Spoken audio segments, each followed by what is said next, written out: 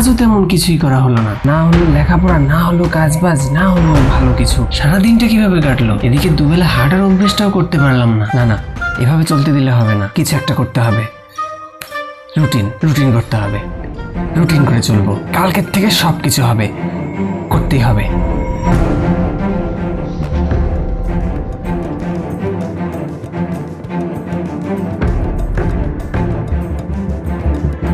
এটা আগে করবো, তারপরে ওই সময়টা এটা, তারপরে এটা হবে।